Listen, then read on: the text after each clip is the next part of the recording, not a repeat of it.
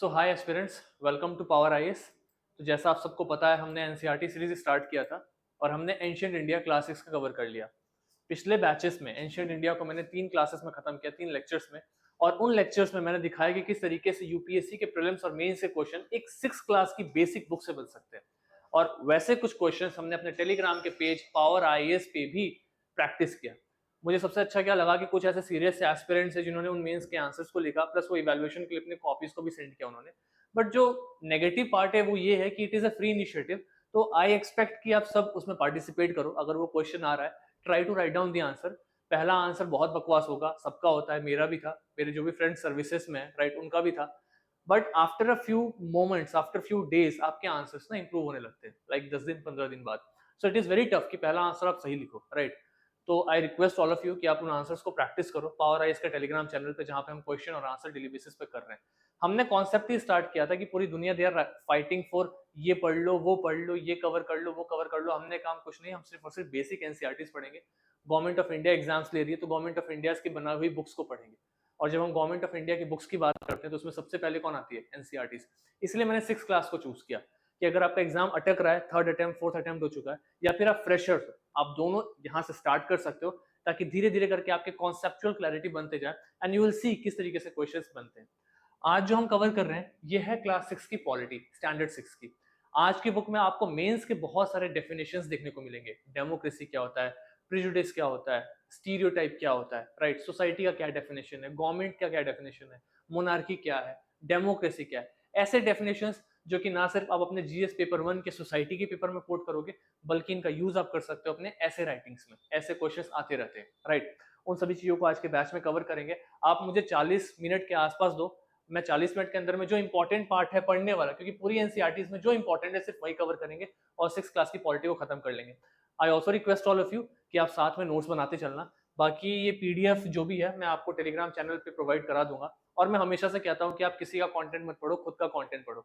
तो इसको भी ऐसा नहीं कि आप लेकर के रटना स्टार्ट कर देना, just keep it for your reference. Reference के लिए बस देखना कि कुछ इंपॉर्टेंट लग रहा है तो इट इज इनफ। बाकी आई विल स्ट्रांगली सजेस्ट कि आप खुद की रॉ बुक्स पढ़ के उससे नोट्स बनाओ। आज के लेक्चर के बाद में रॉ बुक को पढ़ने में आपको बहुत कम टाइम लगेगा, राइट।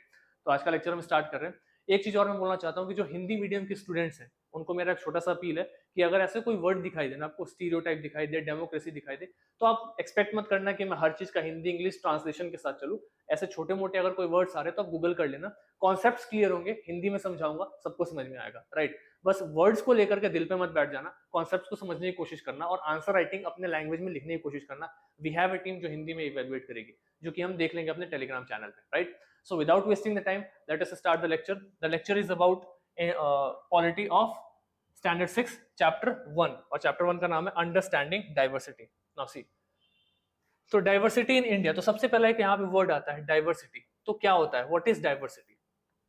तो आपको पता चलेगा क्या कि इंडिया में ना बहुत सारे ऐसे लोग हैं जो अलग अलग लैंग्वेजेस बोलते हैं, अलग अलग फेस्टिवल सेलिब्रेट करते हैं, अलग अलग रिलीजन को फॉलो करते हैं, अलग अलग ट्रेडिशंस को फॉलो करते हैं, अलग प्रथाएं, अलग धर्म, अलग खाना, अलग त्योहार। ये सब के सब चीजों को अगर एक साथ देखा जाए तो ये क्या है? अलग अलग तरीके की डाइवर्सिटीज है, अनेकताएं हैं। Is it clear? अब वो सब लोग अगर एक साथ रहते हैं तो एक टर्म आता है यूनिटी इन डाइवर्सिटी। अब यहां से क्वेश्चन ये बनता है कि यूनिटी इन डाइवर्सिटी, इस टर्म को किसने कॉइन किया? ये आपके प्रीलिम्स में क्वेश्चन बन सकता है क्लास 6 की एनसीईआरटी में। अभी आगे वाले स्लाइड में बताऊंगा कि unity in diversity Pandit Jawaharlal Nehru ji का स्टेटमेंट था, पहले उन्होंने इस टर्म को कॉइन किया था। तो अगर क्वेश्चन पूछ दे तो वहां पे बी आर अम्बेडकर दे सकते हैं, जवाहरलाल नेहरू दे सकते हैं, गांधी जी दे सकते हैं, and I am pretty sure 90% लोग गलत करके आएंगे। क्लास 6 की एनसीईआरटी है, यहाँ से ऐसे क्वेश्चन बन रहे हैं, राइट। तो इन्होंने यहीं पे एक्सप्लेन करने की कोशिश की है एनसीईआरटी के बुक में। मैंने एकदम छोटा सा उसका समरी जो इंपॉर्टेंट है बस उसको नोट डाउन किया, बाकी यहाँ पे बहुत लंबे लंबे एग्जांपल्स के साथ में कहानी के फॉर्म में बताया, which is not important at all. तो सीधा सीधा लिखा हुआ है क्या कि India is a country of many diversities. सही बात है भाई, अलग अलग धर्म के लोग हैं, अलग अलग जाति के लोग हैं, अलग अलग तरीके का खाना खाते हैं, रिलीजन है, राइट, फूड है। तो ये जो अलग डायमेंशन यहाँ पे इन्होंने दिया हुआ है, फूड का, राइट, फेस्टिवल त्योहार का, राइट, धर्मों का, प्रैक्टिसेस प्रथाओं का, पता है ये डायमेंशंस आप कोट कर सकते हो अपने मेंस के आंसर में। जब सपोज करो आप डाइवर्सिटी से रिलेटेड कोई आंसर लिख रहे हो सोसाइटी के क्वेश्चन में, दैट इज जीएस पेपर 1, तो इन डायमेंशंस को आप क्लिक करके अलग अलग तरीके की डाइवर्सिटीज उसमें दिखा सकते हो। This is a basic thing that is given in the NCERT chapter 1। अब अगर हम डाइवर्सिटी को देखें ना तो दो वेरिएबल है जिसके कारण किसी भी जगह का डाइवर्सिटी डिफाइन होता है। दो इंपॉर्टेंट वेरिएबल्स है, सबसे पहले वहां का इतिहास, हिस्ट्री, और दूसरा वहां की जियोग्राफी, राइट, कैसा जगह है वो, ये दो चीज मिलकर के बताते हैं कि वो जगह एक्चुअली कितना डाइवर्स होगा। अब इसको एग्जांपल के साथ करते हैं। एनसीईआरटी ने ना बहुत सिंपल तरीके से दो जगहों को कंपेयर किया हुआ है। कौन से दो जगह? तो एक लद्दाख और दूसरा केरला। उसने ये कहा है कि आप इंडिया के मैप पे जाओ और जाकर के देखो केरला को और जाकर के देखो लद्दाख को, आपको क्या दिखेगा कि वहां की ना हिस्ट्रीज अलग है। क्यों हिस्ट्री अलग है? क्योंकि वहां की जियोग्राफी अलग है। फॉर एग्जाम्पल, अगर आप केरला की तरफ में जाओगे तो वहां पे आपको वेस्टर्न घाट दिखाई देता है, वेस्टर्न घाट दिखाई देता है, तो वहां पे आपको फ्लोरा एंड फौना, बहुत ज्यादा अमाउंट में प्लांट्स दिखाई देंगे, एनिमल्स दिखाई देंगे, राइट। तो वहां पे डाइवर्सिटी ऑफ स्पीशीज, बहुत अलग अलग तरीके की स्पीशीज दिखाई देंगे। खाना वहां का अलग है, वहां पे आपको कोकोनट मिलेगा, साउथ इंडियन फूड्स खास करके आप देखो तो आपको केरला, तमिलनाडु इन एरियाज में मिलता है। Now cut to Ladakh, temperature extreme है, वहां पे आप कुछ उपजा नहीं सकते। यहाँ से आप खाना मंगाते हो, बड़ी बड़ी ट्रकों से लेह लद्दाख होते हुए खाना जाता है, कहाँ पे? लद्दाख वाले एरियाज में।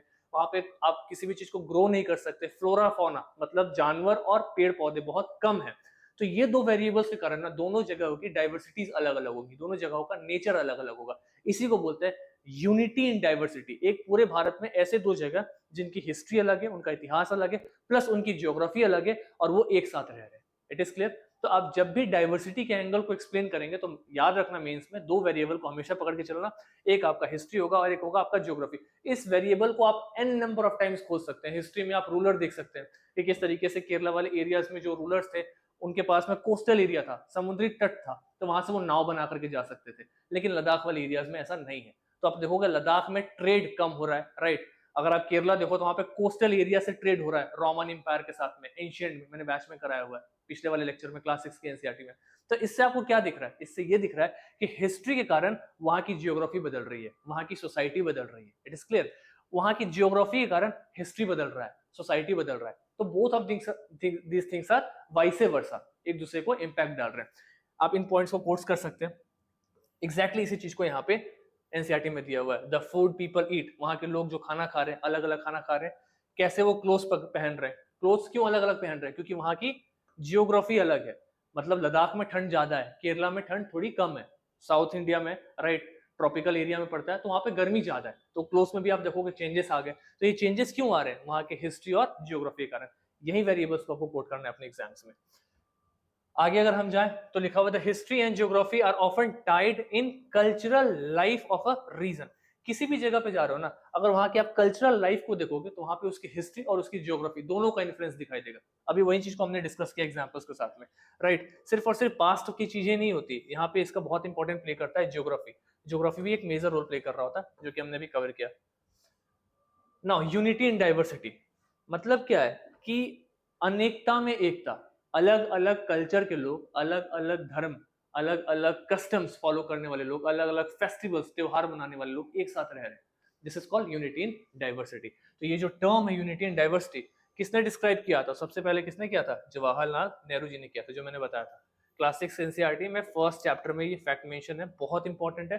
क्वेश्चन बन सकता है, 3-4 इंपॉर्टेंट पर्सनालिटीज के साथ जवाहरलाल नेहरू जी का नाम पूछ दिया जाएगा and lot of people will fall in the trap, right. तो एक बेसिक सा डेफिनेशन है जो यहाँ पे दिया हुआ है, आप रीड कर सकते हैं। And this is all about the chapter 1। तो बस चैप्टर 1 में यही था। बहुत सुपरफिशियल लेवल पे उन्होंने बताया कि डेमोक्रेसी क्या होता है, सॉरी डाइवर्सिटी क्या होता है, और यूनिटी इन डाइवर्सिटी क्या होता है। दो जगहों का एग्जाम्पल कोट किया, केरला और लद्दाख का, और उन दो एग्जाम्पल से दो वेरिएबल्स को समझाया। कौन से वेरिएबल्स? ज्योग्राफी और दूसरा हिस्ट्री। इस बेसिस पे उन्होंने डाइवर्सिटी को कंप्लीट किया। इसके बाद अगर आप चैप्टर 1 रीड करोगे तो 5 मिनट लगेगा और आपका चैप्टर 1 फटाफट कवर हो जाएगा, राइट। तो इस तरीके से हमने चैप्टर 1 को खत्म कर लिया। Now the second chapter is diversity and discrimination, right.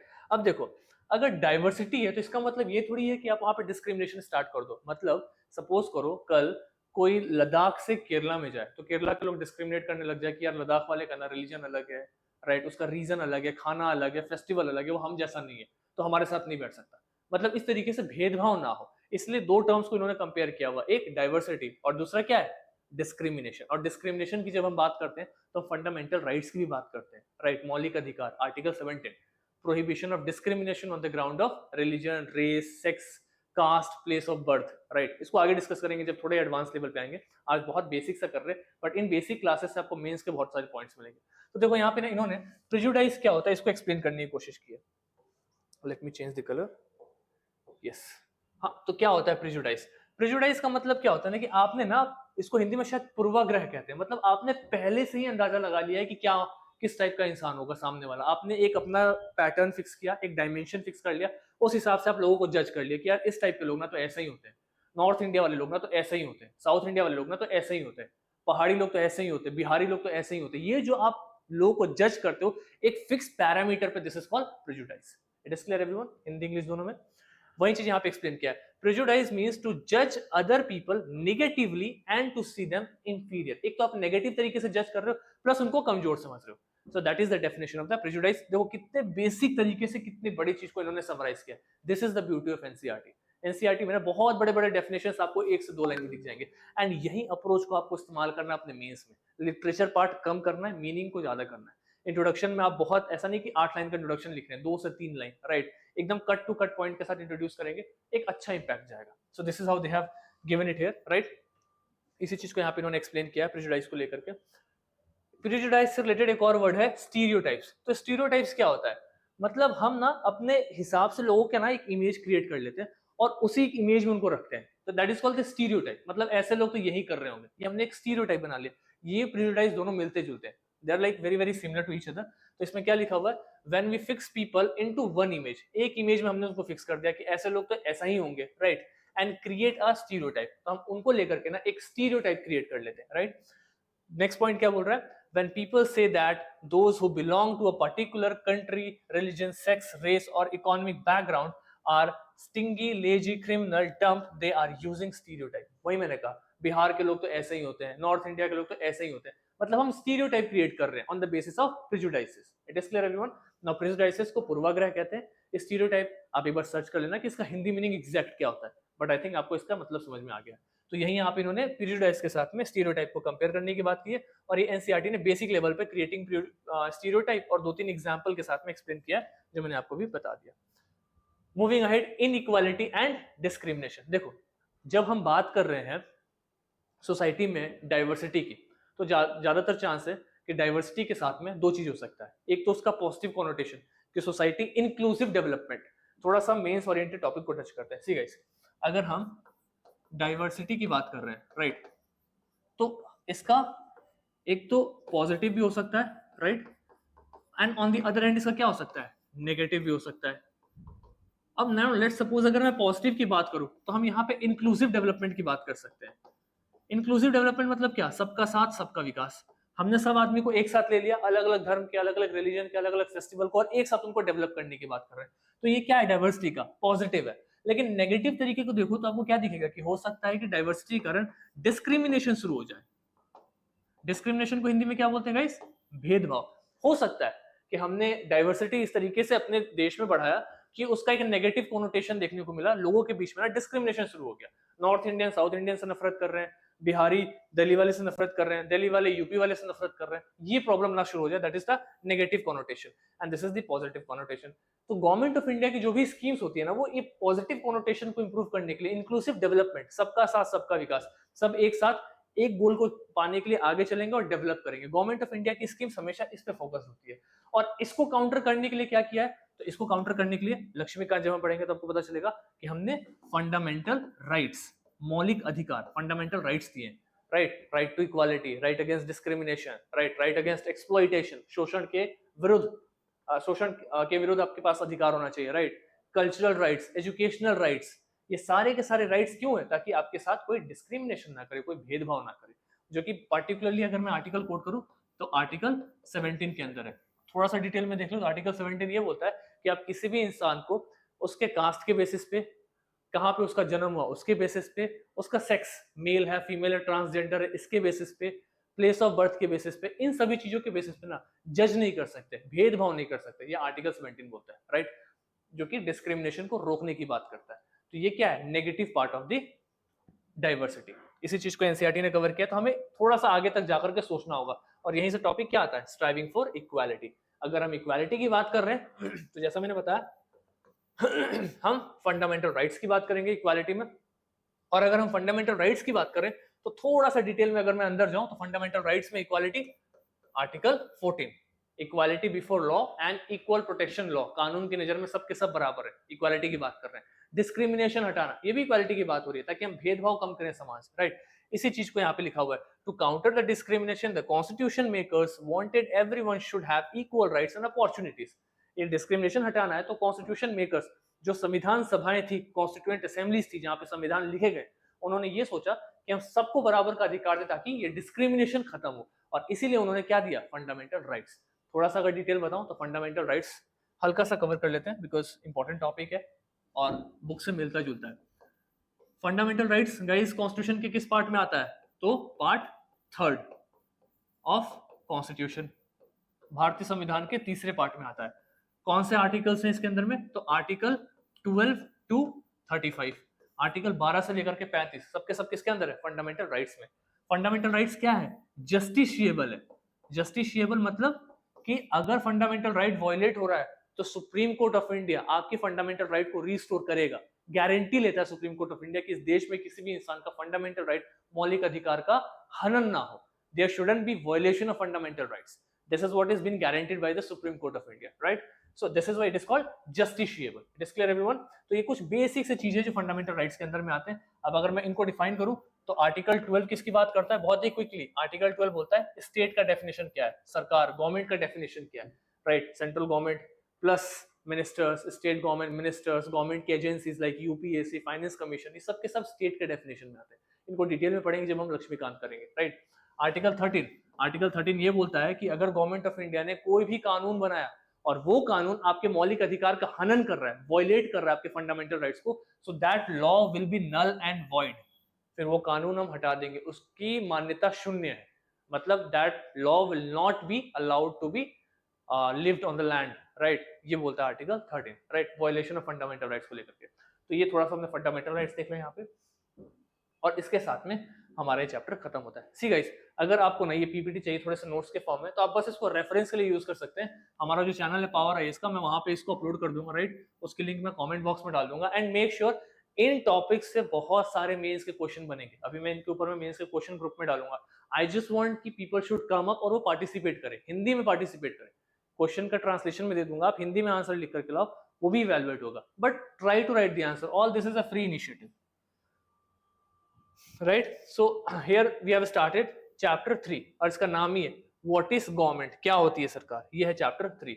तो देखो गवर्नमेंट क्या है, तो गवर्नमेंट को लेकर के ना यहाँ पे एक बेसिक सा डेफिनेशन दिया हुआ है। गवर्नमेंट एक ऐसा टॉपिक है जो हिस्टोरियंस के बीच में, फिलोसफर्स के बीच में हमेशा न्यूज में, डिबेट्स में रहता है। स्टेटलेस सोसाइटी, ऐसे टर्म्स आपने सुने होंगे मार्क्सिज्म के थ्रू, गांधी जी की आइडियोलॉजी भी आपने सुनी होगी। तो बहुत डिटेल में नहीं जाएंगे, जो 6th क्लास के एनसीईआरटी में इसको कनेक्ट करेंगे थोड़ा सा यूपीएससी से। तो देखो क्या है गवर्नमेंट का डेफिनेशन में इन्होंने लिखा हुआ है, government is the organization that is the governing authority of a political unit.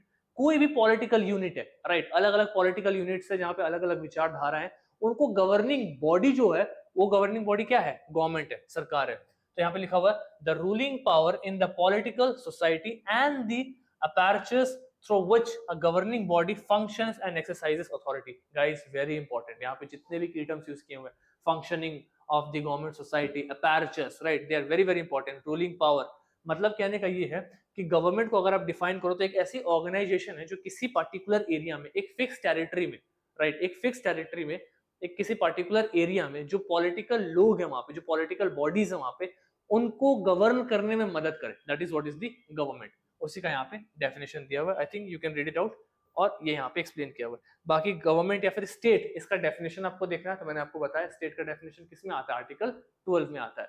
तो स्टेट के डेफिनेशन में कौन कौन आएगा, आपकी पार्लियामेंट आ जाएगी, सेंट्रल काउंसिल ऑफ मिनिस्टर्स आएंगे, स्टेट पार्लियामेंट आएगी, स्टेट काउंसिल ऑफ मिनिस्टर्स आएंगे, गवर्नमेंट की बॉडीज आ जाएगी, जैसे यूपीएससी हो गई, फाइनेंस कमीशन हो गए, इनके ऑर्डर्स, वो भी ऑर्डर्स ऑफ द स्टेट कहलाएंगे, राइट। तो ये सब के सब उसके अंदर में आएंगे। नाउ अब नेक्स्ट टॉपिक आता है लेवल ऑफ द गवर्नमेंट। अगर गवर्नमेंट है तो उसको किस तरीके से उसके लेवल को डिवाइड किया गया, राइट। क्योंकि हमने देखा हुआ है कि इंडिया में फेडरलिज्म है। फेडरलिज्म का मतलब क्या होता है कि हमने पावर को अलग अलग लेवल्स पे डिवाइड किया हुआ है, अलग अलग यूनिट्स पे पावर को डिवाइड किया हुआ है, राइट। तो उसी तरीके से हम देखते हैं लेवल ऑफ गवर्नमेंट। तो लेवल ऑफ गवर्नमेंट कितने प्रकार के हैं, 3 इंपॉर्टेंट लेवल है जो कि हमें पढ़ना है। First is state level, national level, local level. Actually में first should be the national level, उसके नीचे स्टेट लेवल और उसके नीचे लोकल लेवल। इसको 3 टियर ऑफ द गवर्नमेंट भी कहते हैं। लोकल लेवल में हमारा पंचायती राज इंस्टीट्यूशन आ जाएगा, मतलब सबसे ऊपर केंद्र सरकार, जैसे पार्लियामेंट हो गया, पार्लियामेंट में बैठ रहे हैं, राइट। उसके नीचे state government, state legislative assembly, जो विधानसभाएं हैं राज्यों की, वो हो गया सेकेंड ईयर में। और उसके नीचे पंचायती राज इंस्टीट्यूशन, कौन कौन आ जाएगा, लोकल बॉडीज आ जाएंगे उसके अंदर, ग्राम सभा आ जाएगा, ग्राम पंचायत आ जाएगा, पंचायत समिति आ जाएगा, जिला परिषद आ जाएगा। ये सब के सब किसके अंदर आएंगे, लोकल लेवल के अंदर आएंगे, पंचायती राज इंस्टीट्यूशन। इस तरीके से हमने अपने गवर्नमेंट को 3 अलग अलग लेवल्स पे डिवाइड किया हुआ है, राइट, ताकि हम अपने पावर्स को फेडरलिज्म तरीके से, मतलब डिसेंट्रलाइज तरीके से एक्सरसाइज कर सके, और हर जगह हर यूनिट के पास में इतनी पावर हो कि अपने लोगों को, अपने ऑर्गेनाइजेशन को रूल कर पाए, right. That is what is given up here. यही एनसीईआरटी ने यहाँ बताने की कोशिश की है। इसके अगर हम आगे जाए, this is law and the government, type of government. देखो लॉ एक्चुअली में क्या होता है, तो यहाँ पे लिखा हुआ है, लॉ का बहुत अच्छा सा डेफिनेशन है गाइस, इस डेफिनेशन को आप कोट कर सकते हो मेंस में। A rule of conduct established and enforced by authority, legislation or custom of a given community, state, nation is called the law. मतलब एक रूल, एक कंडक्ट, राइट, एक रूल ऑफ कंडक्ट जो कि आप बना दिया गया है, जिसके बेसिस पे आप अपनी सोसाइटी को, अपने स्टेट को, अपनी कंट्री को रूल करोगे, उस कस्टम को, उस सेट ऑफ रूल को क्या बोलेंगे हम, लॉ बोलेंगे। It is clear everyone, basic सा डेफिनेशन है। It is both the responsibility of the government and citizens to uphold the integrity of the law. मतलब सिर्फ और सिर्फ गवर्नमेंट ही नहीं है जो लॉ बना रही है और लॉ को फॉलो करे, सिटीजंस भी लॉ को फॉलो करेंगे, तभी जाकर के उस लॉ की इंटीग्रिटी को हम मेंटेन कर सकते हैं। Very nice, you can use this example, right.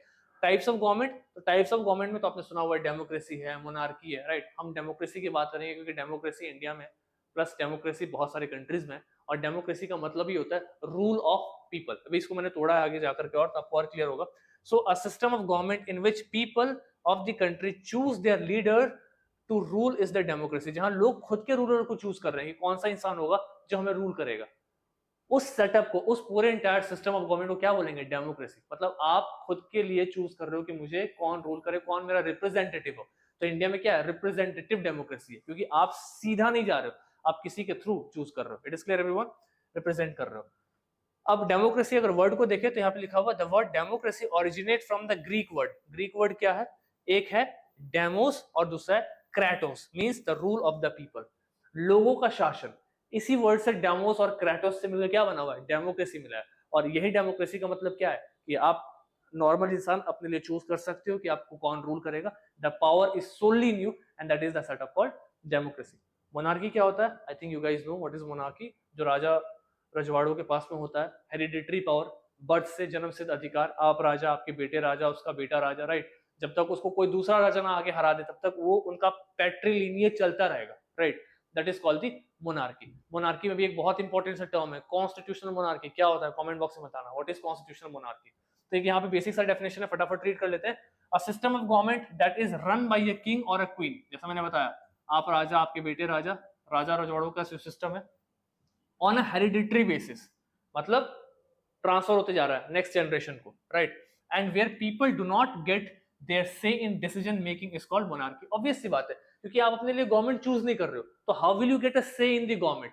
जो राजा बोलेगा वही होगा, right. You will get a से, आपकी बात कहां सुनी जाएगी, जहां पे आपके चुने हुए लोग आपको रूल कर रहे हैं, वो कहां है, डेमोक्रेसी में। मोनार्की में आपके चुने हुए लोग तो रूल नहीं कर रहे ना, इट इज क्लियर। तो मोनार्की में क्या सिस्टम होगा, यहाँ पे आपका कोई से ही नहीं है, आपकी कोई बात सुनेगा ही नहीं। That is the difference here, right. It can be classified into two types, जैसे मैंने बताया, एक एब्सोल्यूट और एक होता है कॉन्स्टिट्यूशनल। एब्सोल्यूट मोनार्की मतलब सिर्फ जो राजा बोलेगा वही होगा, कोई रूल रेगुलेशन कुछ भी नहीं, जैसे अलाउद्दीन खिलजी, जलालुद्दीन खिलजी, ऐसे ये सब के सब एब्सोल्यूट मोनार्क्स हैं। But what is constitutional monarch, you have to pin down in the comment box. बहुत सिंपल सा है, एक कंट्री है, उसकी हिस्ट्री को आप कोट कर सकते हो यहाँ पे बहुत इजी तरीके से। रिप्रेजेंटेटिव डेमोक्रेसी, जो मैंने कहा इंडिया में क्या होता है भाई, तो the type of democracy in which the citizen delegate authority to their elected representatives. आपने जिसको चुना उसके थ्रू आप अपने अधिकार को दिखा रहे हो, राइट। फॉर एग्जाम्पल, आपने यहां से चुना किसको, आपने एक इंसान को चुन लिया जो कि मेंबर ऑफ पार्लियामेंट बन गया। अब आपकी क्या इश्यूज है, वो मेंबर ऑफ पार्लियामेंट दिल्ली में पार्लियामेंट में बैठ करके डिस्कस करेगा। दिल्ली के पार्लियामेंट में आप जाकर डिस्कस नहीं कर रहे हो, आपका चुना हुआ इंसान डिस्कस कर रहा है। इसलिए इसको क्या बोलते हैं, रिप्रेजेंटेटिव डेमोक्रेसी। एक ऐसी डेमोक्रेसी जिसका प्रतिनिधित्व कोई दूसरा इंसान कर रहा है, जिसको आप चुन के भेज रहे हो। It is clear everyone. इसी पे आता है women's suffrage. A movement started in the early 20s for many years demanding equality with man and the right to vote. Women's suffrage में बेसिकली टर्म ये आता है ना कि वुमेन्स एक ऐसी मतलब कैटेगरी में रह गया है जहां पे राइट्स बहुत देर से मिले। फॉर एग्जांपल आप देखो फ्रेंच रेवोल्यूशन, तो फ्रेंच रेवोल्यूशन कब हो गया, 1700 समथिंग, बट जहां तक मुझे याद आ रहा है 1946 या 47 के आसपास में जाकर के फ्रांस में भी इक्वालिटी मिला है वुमेन्स को, इंडिया में इक्वालिटी मिला वुमेन्स को काफी लेट, इट इज क्लियर। तो ये होता है, क्या होता है इसको वुमेन्स सफरेज कहते हैं, मतलब वुमेन्स को इक्वल राइट्स देना चाहिए मेन के कंपैरिजन में। तो बहुत सारी कंट्रीज जो आज डेवलप्ड है, लेकिन जब वो डेवलपमेंट के रास्ते पे चल रहे थे तो उसमें भी उन्होंने अपनी प्रायोरिटी लिस्ट में, जिस लिस्ट में वो टिक करते हैं ना कि सबसे पहले हम किसको रखेंगे, उस लिस्ट में वुमेन्स सफरेज को बहुत नीचे रखा हुआ है, मतलब वुमेन्स के अधिकारों को बहुत नीचे रखा है। अब हम बात कर रहे हैं वुमेन एम्पावरमेंट को लेकर के, वुमेन सफरेज को लेकर के, that is what is given here, और यही यहाँ पे इसमें एक्सप्लेन करने की कोशिश भी की है। Without wasting too much time let's go ahead. Law क्या होता है गाइस, हमने डिस्कस कर लिया। लॉ क्या होता है, एक सेट ऑफ रूल होता है जो कि सब लोग फॉलो करते हैं, उसकी इंटीग्रिटी दोनों के ऊपर में डिसाइड करती है, आम इंसान के ऊपर में भी प्लस स्टेट गवर्नमेंट के भी ऊपर में, राइट, गवर्नमेंट और सिटीजंस दोनों डिसाइड करेंगे कि लॉ की इंटीग्रिटी क्या होगी, दैट इज गिवन हियर।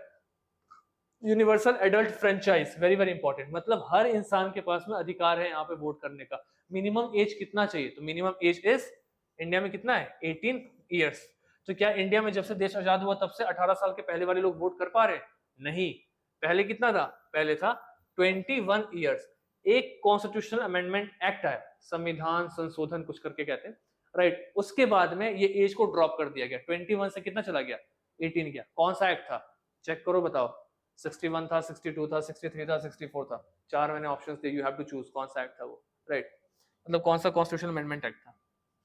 इसके साथ में गाइस हमने अपना चैप्टर 3 भी कवर कर लिया। मतलब अभी तक के चैप्टर्स में हमने बहुत बेसिक लेवल पे देखा है, डेमोक्रेसी क्या होता है, मोनार्की क्या होता है, डाइवर्सिटी क्या होता है, इक्वालिटी क्या होता है, प्रेजुडाइज क्या होता है, स्टीरियोटाइप क्या होता है। अब देख रहे हो, मतलब ये जो हम लोग कवर करते हुए जा रहे हैं, ये एक स्टैंडर्ड डेफिनेशन है, और इन डेफिनेशंस को चुनने में ना बहुत टाइम लगेगा, क्योंकि एनसीईआरटी की बुक में स्टैंडर्ड 6 में ना राम श्याम गीता सीता इतनी स्टोरी बनाई हुई है उन्होंने, विच इज नॉट इंपॉर्टेंट। अब आप पढ़ने बैठो तो बहुत टाइम वेस्ट होगा, बट ये लेक्चर कवर करने के बाद में आपकी बुक खत्म हो गई, आपको बस you have to just go through the pages.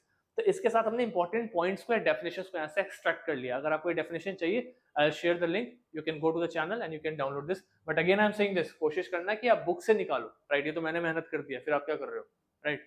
तो ये हमने इस चैप्टर को यहाँ खत्म कर दिया।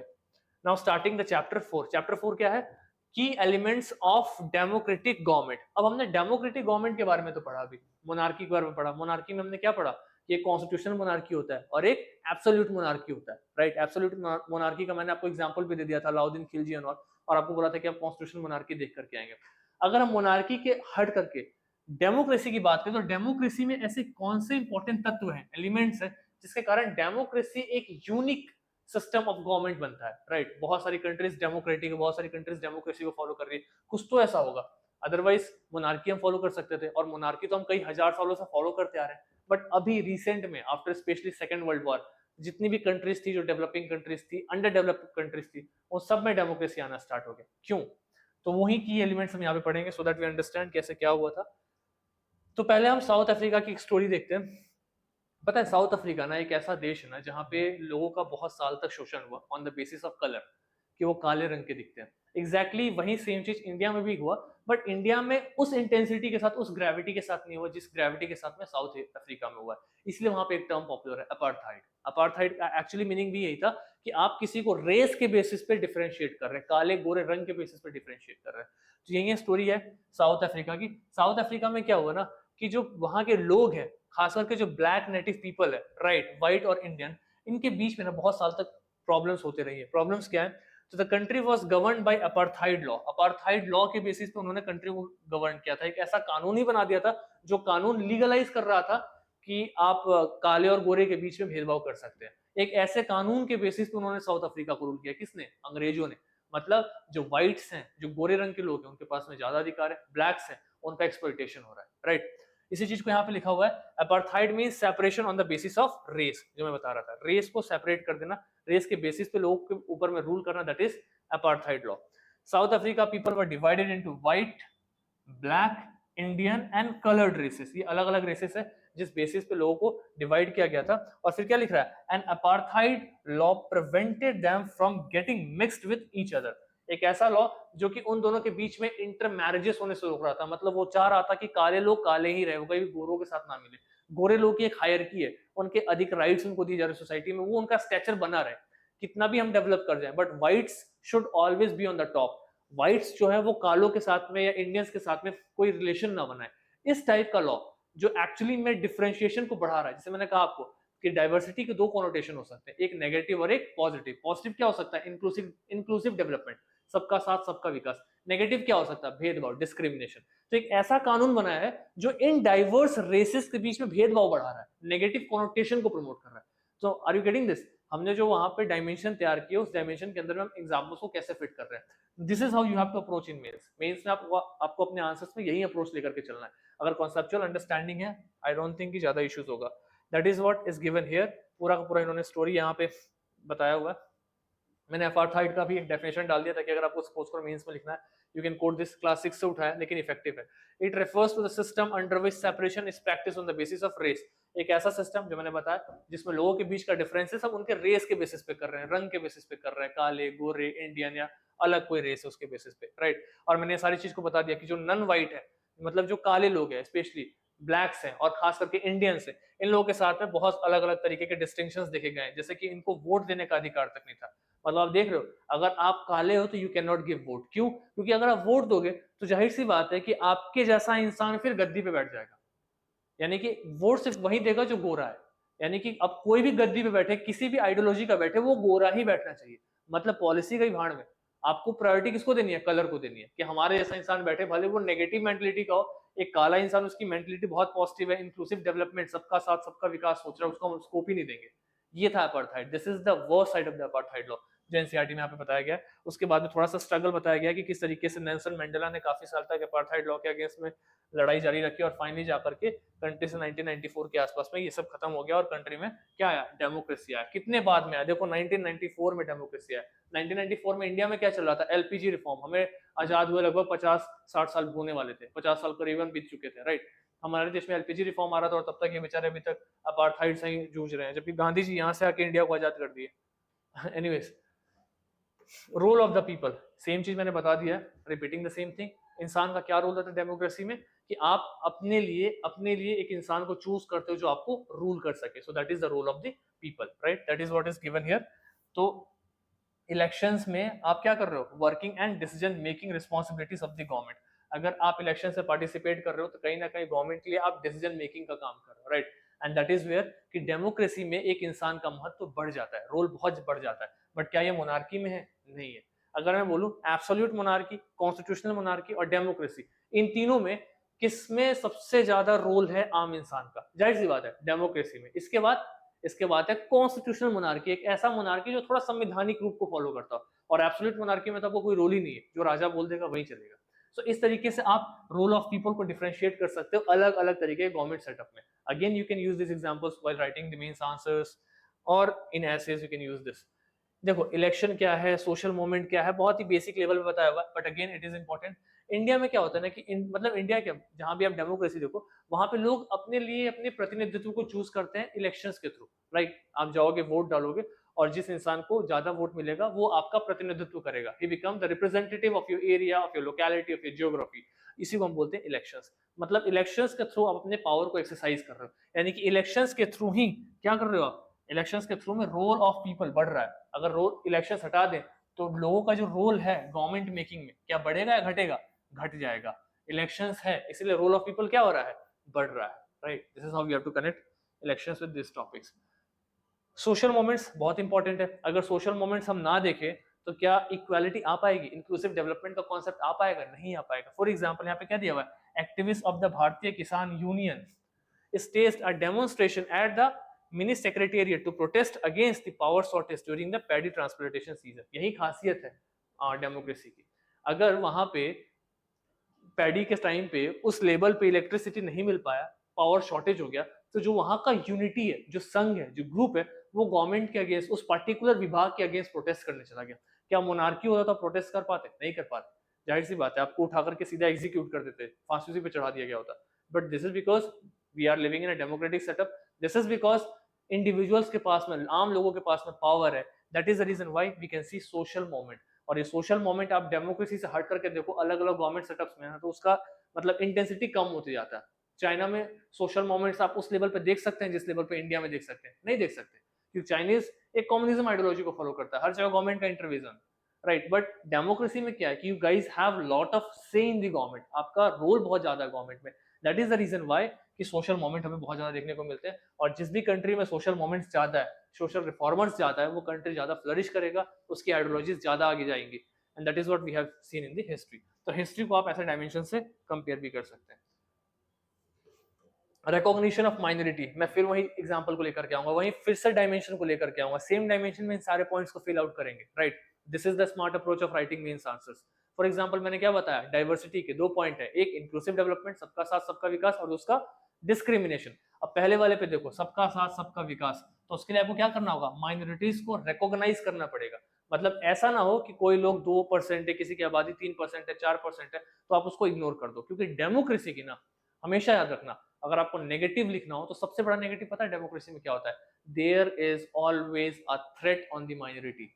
जो अल्पसंख्यक लोग हैं, जिनकी मात्रा, जिनकी संख्या बहुत कम है, उनके ऊपर में खतरा होने के चांसेस ज्यादा होते हैं। किसमें, डेमोक्रेसी में। क्यों ऐसा है, ऐसा इसलिए है क्योंकि डेमोक्रेटिक सेटअप में सरकार किसकी होगी, मेजोरिटी की। अब एक कोई रिलीजन है, अगर उसकी आबादी लेटर सपोज करो 50% है, और दूसरा रिलीजन है, उसकी आबादी लेटर सपोज करो 40% है, तो जाहिर सी बात है कि जिसकी 50% है उसकी गवर्नमेंट बनने की चांसेस ज्यादा है। 40% 50 के सामने माइनॉरिटी है, तो वो 40% को बचाना है हमें। अब ये 40% भी एक बहुत बड़ा नंबर है, लेटर सपोज करो कोई 4% हो, कोई 2% हो, राइट, तो उसका क्या हाल होगा। तो एक ये नेगेटिव कॉनोटेशन आता है। आपने देखा भी बांग्लादेश में, जब से शेख हसीना जी की गवर्नमेंट हटी है, राइट, और अभी मोहम्मद यूनुस को इंटरम गवर्नमेंट का हेड बनाया गया था, तो उस वक्त ऐसे न्यूज आ रही थी कि वहां पे जो हिंदू माइनॉरिटीज हैं, उनके मंदिरों को तोड़ा जा रहा था, और उनके साथ में बहुत सारी एक्सप्लॉइटेशन, प्रताड़ना, बहुत कुछ हो रहा था, राइट। तो वहां पे बात कर रहे थे कि माइनॉरिटीज के राइट्स को रिस्टोर करिए। ये इसलिए इंपॉर्टेंट है क्योंकि किसी भी डेमोक्रेसी में मेजोरिटी अगर एक आइडियोलॉजी को फॉलो कर रहा है, तो ज्यादातर चांस है कि उसका सेटबैक माइनॉरिटी को देखने को मिले, क्योंकि रूल किसका है, मेजोरिटी का है, राइट। तो वैसे सिचुएशन में बहुत इंपॉर्टेंट है कि हम माइनॉरिटीज के राइट्स को एक्चुअली अंडरस्टैंड करें, समझे, और उसको इन्फोर्स करें। और माइनॉरिटीज को राइट्स को इंडिया में किस राइट्स के थ्रू इन्फोर्स किया जाता है, तो उसको हम उनके मौलिक अधिकार, फंडामेंटल राइट्स के थ्रू, जो माइनॉरिटीज है ना, उनके राइट्स को सेफगार्ड करते हैं, राइट। आपने देखा होगा आर्टिकल 29, आर्टिकल 30, अभी आगे पढ़ेंगे उसमें आपको पता चलेगा। सो that is what they have said here, कि जैसे जो आदिवासी लोग हैं या फिर वुमेन्स है, वुमेन्स को माइनॉरिटीज में रखा गया। क्यों, क्योंकि हमेशा वुमेन्स को एक बैक स्टेज पे रखा गया, क्योंकि मेजोरिटी मेंस जो लोग हैं, आम इंसान है, उनकी एक मेंटेलिटी ऐसी होती है कि पुरुष प्रधान समाज, राइट। तो वहां पे माइनॉरिटीज में कौन आ जाती है, वुमेन्स आ जाती हैं, तो उनको भी अपग्रेड करें, इसलिए वुमेन एम्पावरमेंट का कॉन्सेप्ट आया। So all that is the connotation of the same thing. Same चीज को यहाँ पे एनसीईआरटी ने पिक्चर के थ्रू भी दिखाने की कोशिश की, और बहुत लंबे तरीके से एक्सप्लेन भी करने की कोशिश की, that we have covered it here. Role of government, role of government क्या है, तो रोल ऑफ गवर्नमेंट ये है कि भाई अगर इस तरीके से कोई भी इशू आता है, तो गवर्नमेंट उसमें इंटरफेयर करेगी, प्लस उसको बहुत ही पॉजिटिव तरीके से सॉल्व करने की कोशिश करेगी। और यहाँ से मेरे दिमाग में एक वर्ड आ रहा है, द वर्ड इज सेक्युलरिज्म। क्या होता है secularism? So very very simple, secularism क्या होता है गाइस, मतलब कोई भी गवर्नमेंट है किसी भी धर्म को प्रमोट नहीं करेगी, किसी भी धर्म को डिफेम नहीं करेगी, एक ऐसा रूल बनाएगी, लॉ बनाएगी, जिसमें उसके सामने सारे के सारे धर्म क्या है, एक समान है। That is called secularism, right. तो अगर सेक्युलरिज्म होगा तो गवर्नमेंट माइनॉरिटीज हो, मेजोरिटीज हो, दोनों को एक पेज पे लेकर के आ पाएगी, और दोनों अगर एक पेज पे आएंगे तभी जाकर के उन दोनों का इंक्लूसिव डेवलपमेंट हो सकता है, तभी जाकर के जो डाइवर्सिटी का हम पॉजिटिव एस्पेक्ट देख रहे थे वो फुलफिल हो सकता है। So that is the role where role of government comes in the picture. And next is equality and justice. देखो वही बात है, घूम घूम के सेम चीज यहाँ पे आ रहा है, इक्वालिटी और जस्टिस, ये दो बहुत इंपॉर्टेंट टर्म्स है। अगर मैं इक्वालिटी की बात करूं, तो ये इक्वालिटी टर्म या जस्टिस टर्म आपको आपके कॉन्स्टिट्यूशन में कहाँ पे बहुत ही प्रोमिनेंटली देखने को मिलेगा, तो बहुत ही प्रोमिनेंटली आपको सीधा सा प्रियम्बल में दिख जाएगा, इक्वालिटी भी दिख जाएगा, जस्टिस भी दिख जाएगा। अगर आप प्रियम्बल को पढ़ोगे ना, तो प्रियम्बल में जो जस्टिस बताया हुआ है, राइट, ये जस्टिस को फिर 3 पार्ट में तोड़ा गया। क्या क्या है वो, political justice, social justice, economic justice. Political, social, economic, क्या है पॉलिटिकल जस्टिस, मतलब कोई भी पॉलिटिकल पोजीशन हो, वहां पे हर इंसान, उसके पास में आधार हो, मतलब कैपेबल हो कि वो उस पोस्ट पे जा सके, that is called political justice. Social justice, समाज में सबको न्याय बराबर का मिलना चाहिए, कोई ऐसा नहीं होगा जो ऊपर होगा, कोई ऐसा नहीं होगा जो नीचे होगा, social justice should be there. Economic justice, ऐसा ना हो कि एक इंसान बहुत पावरफुल हो और वो अपने से कमजोर लोगों का शोषण करे, इसलिए क्या बनाया गया, right against exploitation, fundamental right. तो इस तरीके से जस्टिस को हमने डिफाइन किया हुआ है, या फिर इक्वालिटी को हमने डिफाइन कहाँ पे किया हुआ है, प्रियम्बल में। जब हम प्रियम्बल पढ़ेंगे तो उसको और डिटेल में कवर करेंगे, and this is how we have completed the chapter 4। तो आपने क्या देखा गाइस, कि इन बुक्स में एनसीईआरटीज में आपको बहुत स्टैंडर्ड और बहुत बेसिक से डेफिनेशंस मिलेंगे। अभी इन डेफिनेशंस और इन कॉन्सेप्ट्स के ऊपर मैं कुछ क्वेश्चंस बनाऊंगा, और जब आप उन क्वेश्चंस को अटेम्प्ट करोगे ना, तो आपको दिखाई देगा कि किस तरीके से आपके आंसर राइटिंग में जो आप बोल रहे थे कि सर मैं इंट्रोडक्शन कैसे स्टार्ट करूं, वो स्टार्ट नहीं हो पा रहा, वो आपका स्टार्ट होना स्टार्ट हो जाएगा। It is clear. कंक्लूड कैसे करना है वो आपको दिखने लग जाएगा। And one more important thing, एक दो दिन के अंदर में मैं एक वीडियो लेकर के आने वाला हूँ कि हम आंसर राइटिंग प्रैक्टिस कैसे करें, क्या क्या पैरामीटर्स पर हमें आंसर राइटिंग करना होता है, ताकि आपकी जो आंसर राइटिंग है वो थोड़ा और इंप्रूव होना स्टार्ट हो जाए। तो अभी आप कोशिश करो लिखने का, बट एक दो दिन में एक लेक्चर के बाद में आई थिंक वो फिर स्ट्रीमलाइन हो जाएगा, चीजें और क्लियर हो जाएंगी। नेक्स्ट आता है पंचायती राज इंस्टीट्यूशन। जैसा हमने पढ़ा 3 लेवल ऑफ गवर्नमेंट, कौन कौन सा था? सेंट्रल गवर्नमेंट, दूसरा स्टेट गवर्नमेंट, और तीसरा लोकल गवर्नमेंट, जिसमें क्या आता है? पंचायती राज इंस्टीट्यूशन।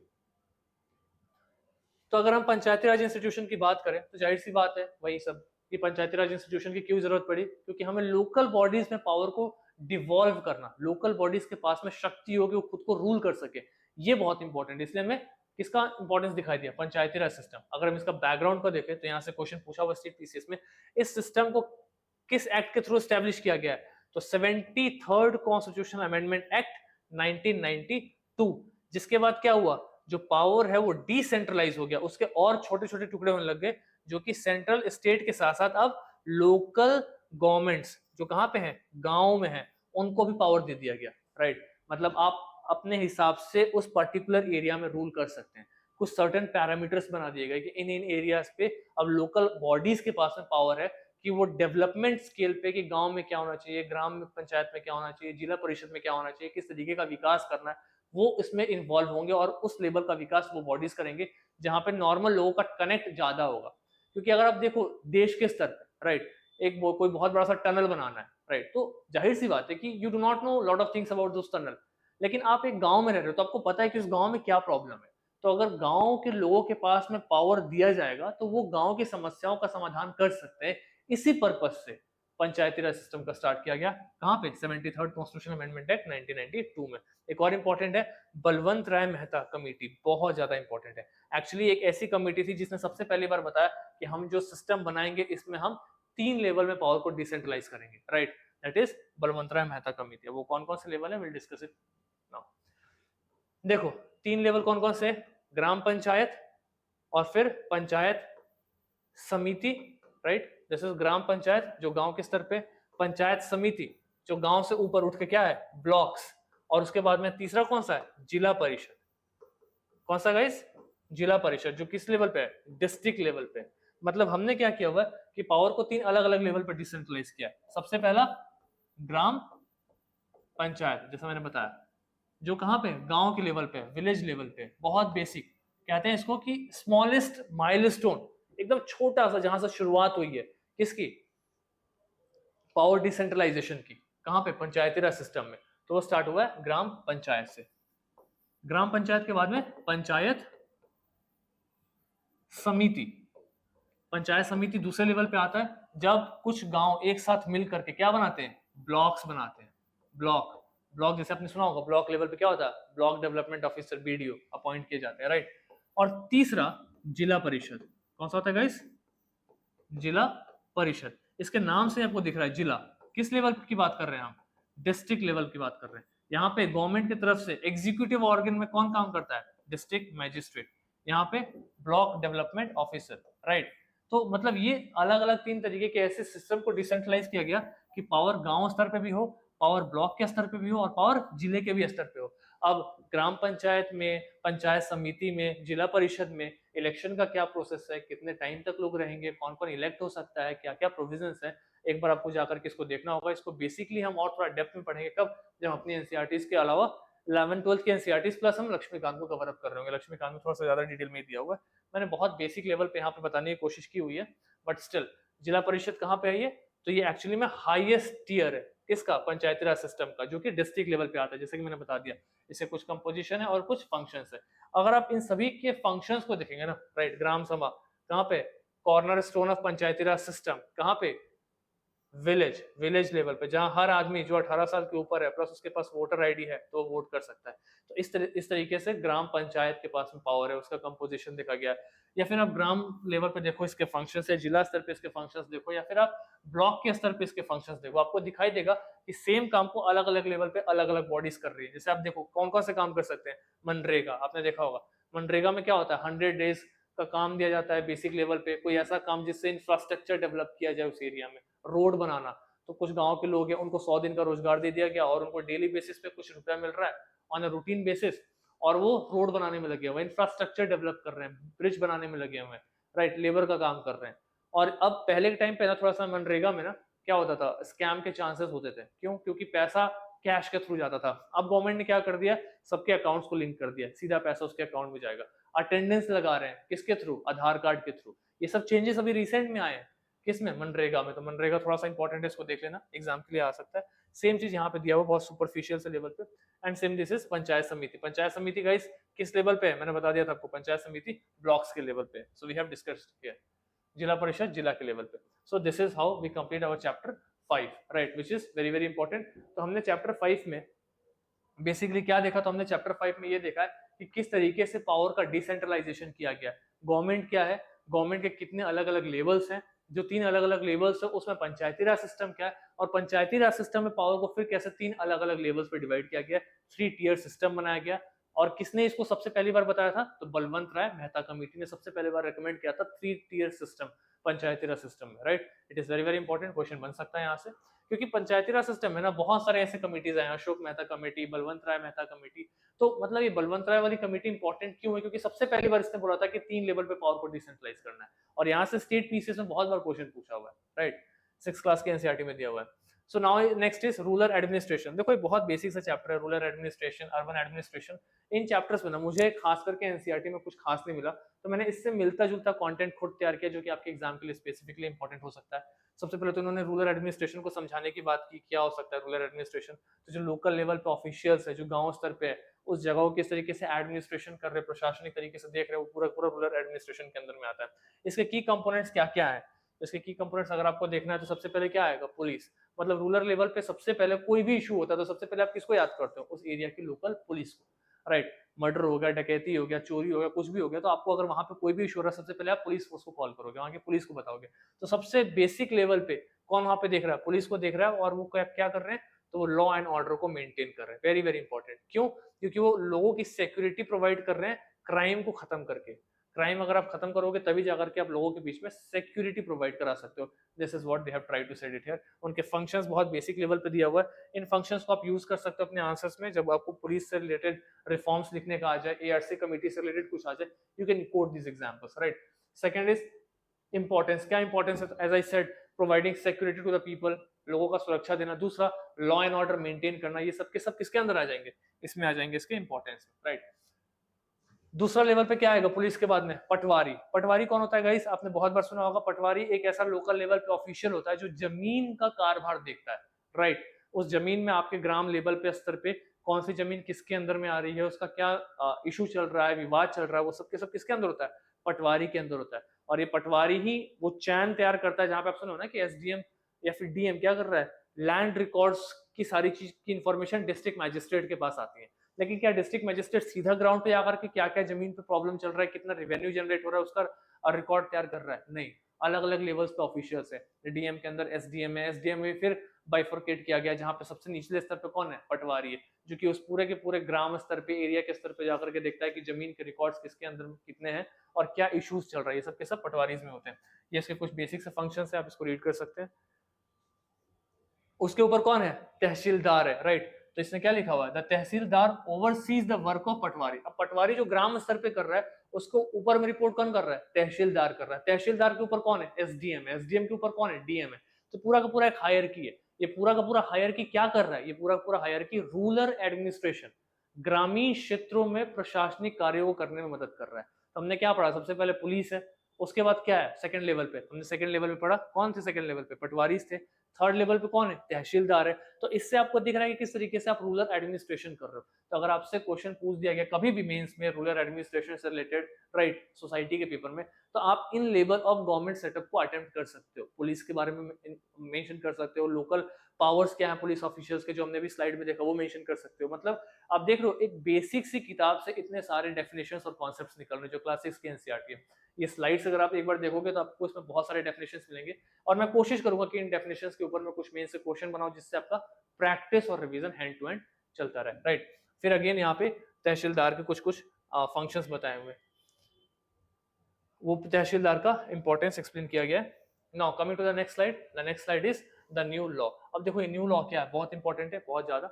इसको कहते हैं the Hindu succession amendment act 2005। एक बार इसका हिंदी आप देख लेना। अब मैं इसको समझा देता हूँ कि होता क्या। एक्चुअली होता क्या था ना कि अभी तक जो भी प्रॉपर्टी होती थी वो ना हमेशा मेल्स के बीच में डिवाइड होती थी। मतलब आप हैं, आपका बेटा, उसको प्रॉपर्टी मिल जाएगा, लेकिन आपकी जो बेटी है जिसकी शादी हो गई उसके बारे में कोई बात नहीं कर रहा है, राइट, उसको प्रॉपर्टी की बात कोई नहीं कर रहा। तो इस एक्ट के थ्रू फीमेल्स का प्रॉपर्टी स्टेक में रोल बढ़ाया गया। मतलब अगर आपके घर में कोई लड़की है जिसकी बाद में शादी भी हो जाती है तो उसका भी हक है इक्वली उसके फादर की प्रॉपर्टी में। और यही चीज किसमें आया है, द हिंदू सक्सेशन एक्ट 2005। तो अगर प्रीलिम्स में क्वेश्चन बन जाए that womens do have equal say in the property of their father, right, this provision is contained in which of the following acts, वहां पे हो सकता है कि शादी प्रॉब्लम में आप आ जाए। तो this is the very very important, जो एक्ट का नाम मैंने दे दिया। एक फटाफट रीड कर लेते हैं ताकि चीजें क्लियर हो। Till recently in some state Hindu women did not get a share in the family agriculture land. जाहिर सी बात है अभी तक उनको शेयर नहीं मिलता था। After the death of the father his property was divided equally only among the sons. अगर पिता की मृत्यु हो गई तो पूरे के पूरे प्रॉपर्टी बेटों के बीच में इक्वली डिवाइड कर दिया गया। लेकिन रिसेंटली इसको चेंज कर दिया गया। ये रिसेंटली कब की बात है, 2005 की बात है। मतलब रिसेंटली को हुए भी 20 साल हो चुके हैं, right. The new law, son, daughter and their mothers, जितने भी लोग हैं जो इंपॉर्टेंट स्टेक होल्डर्स हैं उन सब के पास में can get a equal share in the land. Land जो भी होगा उसमें सबका सबका क्या होगा, इक्वल शेयर होगा। ये एक्चुअली में किसने बताया गया, तो ये एक्चुअली में बताया गया हमारा हिंदू सक्सेशन अमेंडमेंट एक्ट 2005। इससे ही रिलेटेड एक दो क्वेश्चन प्रीलिम्स में पूछा हुआ था हिस्ट्री से। मैत्री का एक इस तरीका का कानून है, उसके अंदर में क्या है, तो उसमें भी फादर और डॉटर उनके बीच में प्रॉपर्टी डिवीजन को लेकर के पूछा हुआ है। तो हो सकता है पॉलिटिकल टर्म्स में मॉडर्न इंडिया में या फिर पॉलिटी में ऐसे क्वेश्चंस आपको देखने को मिल जाए। और एनसीईआरटी ने अगर इसके ऊपर में एक पार्टिकुलर टॉपिक कवर किया हुआ है, अ न्यू लॉ करके, राइट, तो ये टॉपिक इंपॉर्टेंट है क्लास 6 के एनसीईआरटी में। आई थिंक अब इसके बाहर कुछ नहीं आएगा, you have covered this. So this was all about standard 6 chapter number 6। अब हम चैप्टर 7 पे आएंगे। तो जाहिर सी बात है अभी हमने क्या पढ़ा, रूरल एडमिनिस्ट्रेशन, तो अब हम क्या पढ़ेंगे, अर्बन एडमिनिस्ट्रेशन।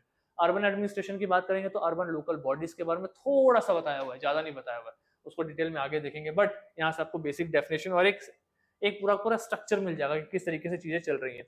तो अभी आपने क्या देखा था कि 1992 के एक अमेंडमेंट के थ्रू हमने क्या किया था, पंचायती राज सिस्टम को स्टार्ट किया था, राइट। अब सिमिलरली अगर आप हिस्टोरिकल बैकग्राउंड पे देखें तो 74th कॉन्स्टिट्यूशन अमेंडमेंट एक्ट 1992 में हमने क्या किया, लोकल सेल्फ गवर्नमेंट, कहां पे, अर्बन बॉडीज, शहरों में किस तरीके से लोकल बॉडीज गवर्न करेगी, इस चीज को हमने कहां पे देखा हुआ है, अर्बन एडमिनिस्ट्रेशन में। इससे पहले हमने रूरल एडमिनिस्ट्रेशन देखा गांव का, तो वहां पे हमने क्या देखा कि गांव स्तर पे, राइट, ग्रामीण स्तर पे कैसे पंचायती राज सिस्टम जो है, जो एक्चुअली में लोकल बॉडीज का रोल प्ले कर रहा है, वहां पे पावर को डिसेंट्रलाइज कर रहा है। अब अगर हम शहर की बात करें तो इक्वली शहर में भी कोई बॉडी होना चाहिए। तो वो जो बॉडी हम पढ़ेंगे हम किसमें पढ़ेंगे, all that will read in urban local bodies. कौन कौन से अर्बन लोकल बॉडीज है, मैंने बहुत कम अर्बन लोकल बॉडीज को यहाँ पे दिया हुआ है। एक्चुअली एनसीईआरटी में ना ये अर्बन लोकल बॉडीज के बारे में कहीं तो कोई भी जिक्र नहीं है। मतलब बस बता दिया अर्बन लोकल बॉडीज नाम का कोई शब्द है, उन्होंने ना म्युनिसिपल कॉर्पोरेशन बताया, ना म्युनिसिपल काउंसिल बताया है, ना कैंटोनमेंट एरिया बताया है। ये सब चीज आप 11th-12th वाली एनसीईआरटी में पढ़ेंगे। बट मैंने यहाँ पे ना एक छोटा सा उसका झलक डाल दिया ताकि आपके दिमाग में एक पूरा का पूरा स्ट्रक्चर तैयार हो कि इस टॉपिक के अंदर ये टॉपिक्स इंपॉर्टेंट है, ताकि अगर आप मेंस के आंसर्स अटेम्प्ट कर रहे हैं तो you do not miss out any kind of dimension, वो डायमेंशंस क्लियर होने चाहिए। तो उसमें सबसे पहले मैंने यहाँ पे डाला हुआ है म्युनिसिपल कॉर्पोरेशन। देखो गाइस, ये जो हम बैचेस कर रहे हैं ना, बहुत लोगों को ऐसा लग रहा होगा कि एनसीईआरटी कौन पढ़ेगा 6 क्लास का। ये क्लास 6 की एनसीईआरटी 6 के बच्चों के लिए नहीं है। ये क्लास 6 की एनसीईआरटी ना यूपीएससी वाले बच्चों के लिए, स्टेट पीसीएस वाले बच्चों के लिए, जहां से डिस्क्रिप्टिव क्वेश्चन आते हैं, जहां से आंसर राइटिंग स्किल्स के ऊपर में क्वेश्चन आते हैं। ये एनसीईआरटी हम इसलिए कवर अप कर रहे हैं, राइट। यहाँ से आपके डायमेंशंस क्लियर हो, बेसिक डेफिनेशन मिले। आप आंसर सभी लिखोगे ना, मैं ग्रुप में देख रहा हूँ बच्चों का इंट्रोडक्शन बहुत वीक है, कंक्लूजन बहुत वीक है। इन एनसीईआरटीज को कवर कराने का सबसे बड़ा रीजन ये है कि उनको एक बहुत नॉर्मल लैंग्वेज में बेसिक इंट्रोडक्शन दिखे, दो ढाई वर्ड में कैसे क्वेश्चन को डिड्यूस करना है, दो ढाई वर्ड में कैसे उसको कंक्लूड करना है, वो basic level of understanding in book से मिलेगा। And trust me, I always follow a single rule, अगर आपका एग्जाम किसी भी पॉइंट पे जाकर के नहीं निकल रहा है तो हाथ पैर मत मारो, just go back to the basics. आपका कहीं ना कहीं बेसिक्स में कुछ इशू है जिसके कारण आपका एग्जाम नहीं निकल रहा, कुछ बेसिक कॉन्सेप्चुअल अंडरस्टैंडिंग में इशू है, क्योंकि पूरा का पूरा मार्केट ना आपको अर्थ से लेकर के मार्स तक पढ़ाने के लिए सब कुछ तैयार है। आप रॉकेट साइंस पढ़ लो, वो ये भी चाहते हैं। जितनी बड़ी कोचिंग्स है वो तो चाह रही है कि अगर रॉकेट साइंस का भी कोई सिलेबस हो जाए तो हमारे लिए अच्छा है, हम 1.5-2 लाख का एक नया कोर्स लेंगे, रॉकेट साइंस से बच्चों को पढ़ा देंगे। बट यूपीएससी नहीं चाह रहा कि ये सब चीजें, यूपीएससी चाह रहा है कि आप बेसिक अंडरस्टैंडिंग लेकर के आओ। 25% ही रोल प्ले करता है आपकी नॉलेज, आपका इसके बाद का रोल जो प्ले करेगा वो लक होगा, प्रैक्टिस होगा, अंडरस्टैंडिंग होगा। तो नॉलेज वाले पार्ट में मुझे लगता है अंडरस्टैंडिंग पे ज्यादा फोकस करने की जरूरत है, फैक्ट्स पे नहीं। इसलिए हमने एनसीईआरटी से स्टार्ट किया। And you can't believe, class 6 की एनसीईआरटी एक छोटा सा बच्चा पढ़ता है, उसमें से इतने सारे टॉपिक्स में यूपीएससी के कनेक्ट करके आपको दिखा रहा हूँ। अभी प्रीलिम्स के मैंने कुछ क्वेश्चन ग्रुप में शेयर किया टेलीग्राम पे, और किसका, एंशिएंट इंडिया का। उसमें बुर्जा होम से रिलेटेड क्वेश्चन था, उसमें महायाना बुद्धिज्म से रिलेटेड क्वेश्चन था, जो एनसीईआरटी ने जो यूपीएससी ने पूछा हुआ है 2019 में, 20 में, 21 में, 22 में। और ये सारे क्वेश्चन के आंसर पता है कहां से निकले? क्लास 6 की बुक से निकले, जो मैंने बैच में कराया, और बहुत सारे बच्चों ने ग्रुप में सही आंसर भी किया। So what I mean to say is that कि इन बुक्स का रेलेवेंस बहुत ज्यादा है। अभी हम हायर स्टैंडर्ड की बुक को पढ़ेंगे ना, 8th को या फिर 11th 12th को, तो वहां पे आपको सीधा कनेक्ट दिखेगा क्वेश्चन के साथ में। और अगर ये वीक है ना तो वो समझने में थोड़ा दिक्कत होगा। इसलिए मैं कोशिश कर रहा हूँ कि इन लेक्चर्स को जल्द से जल्द कवर करूँ, ताकि आप 1.5 या 2x पे भी देख करके एक बेसिक अंडरस्टैंडिंग डेवलप कर लो, दैट इज इंपॉर्टेंट, राइट। तो हम म्युनिसिपल कॉर्पोरेशन की बात करें तो अगर बहुत बड़ा शहर है, बहुत बड़ा शहर है, और वहां पे अगर आपको लोकल बॉडीज को ला करके चीजों को रेगुलेट करना है, मैनेज करना है, तो वो रेगुलेट आप कैसे करोगे? म्युनिसिपल कोऑपरेशन के थ्रू। लेकिन अगर वहीं छोटे होते जा रहे हैं, छोटे शहर से, बहुत बड़े शहर नहीं, थोड़े से छोटे शहर है, तो वहां पे म्युनिसिपैलिटीज आ जाएंगी, और उससे भी अगर छोटा सा एरिया, तो वहां पे क्या आएगा? नगर पंचायत आ जाएगा। तो इस लेवल पे 3 तरीके से पावर को डिसेंट्रलाइज किया हुआ है। कुछ बेसिक से इसके मैंने डेफिनेशन, फंक्शन और कंपोजिशन को दिया हुआ है, आप इसको हैंड टू हैंड एक बार रीड कर लेंगे, बहुत बेसिक लेवल पे यही चीज को उन्होंने एक्सप्लेन करने की कोशिश की है। बाकी एनसीईआरटी में तो कुछ भी नहीं था, आई हैव जस्ट ट्राइड कि मैं थोड़ा सा आपको एक झलक दे दूं इस टॉपिक से related. Now moving to the next, cantonment board. आपने ऐसा बहुत जगह एरिया देखा होगा किसी शहर के अंदर जहां पे मिलिट्री का रूल है। मिलिट्री का रूल मतलब वो मत समझ लेना आर्मी रूल, मतलब वो एरिया मिलिट्री के अंदर में आता है, that is the place which comes under the direct military officials. वहां पे आप रोड भी नहीं बना सकते गवर्नमेंट सीधा, राइट। वो सारे के सारे एरियाज में किनका रूल होगा? कैंटोनमेंट बोर्ड का होगा। और इसका हेड कौन होता है? जो वहां का मिलिट्री का जनरल होता है, लेफ्टिनेंट जनरल और मेजर जनरल, राइट। उनके पास में ज्यादा अथॉरिटीज होती हैं। तो इसको डेफिनेशन में देखो, govern military cantonment and their surrounding area. जो भी मिलिट्री वाले कैंटोनमेंट एरिया है, जहां पे कैंप्स है शहरों में, उन एरियाज को गवर्न कौन कर रहा है, उसका देखभाल कौन कर रहा है? कैंटोनमेंट बोर्ड कर रहा है। अब क्या कंपोजिशन है, क्या है, you can just read it out here. यहाँ पे इसमें कुछ भी नहीं दिया था, but still I have tried to get it, ताकि आपको एक अंडरस्टैंडिंग डेवलप हो जाए, राइट।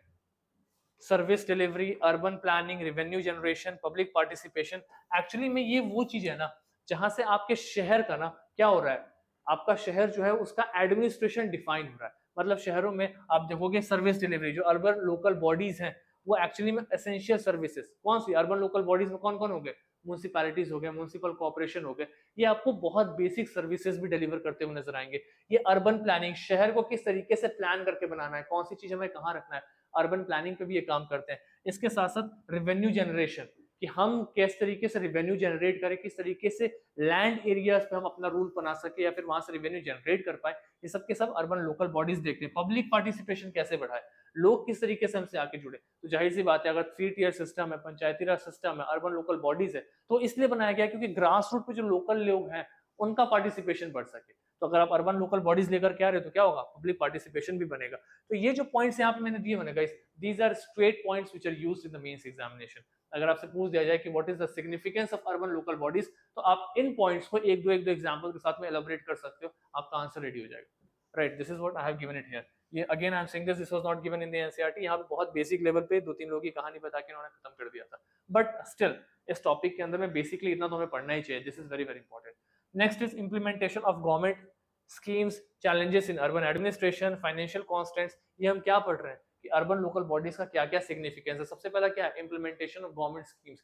सरकार कोई भी स्कीम लेकर के आ रही है, उसको ग्राउंड स्तर पे कौन इंप्लीमेंट करवाएगा? जो वहाँ की लोकल बॉडीज है, जो वहाँ पे मेयर आप चुन करके जा रहे हैं, काउंसिलर्स चुन करके आ रहे हैं, वो प्लान करेंगे किस तरीके से हम इसको ग्राउंड लेवल पे इंप्लीमेंट कराना है, राइट। तो यहाँ पे ये सब दिया हुआ है।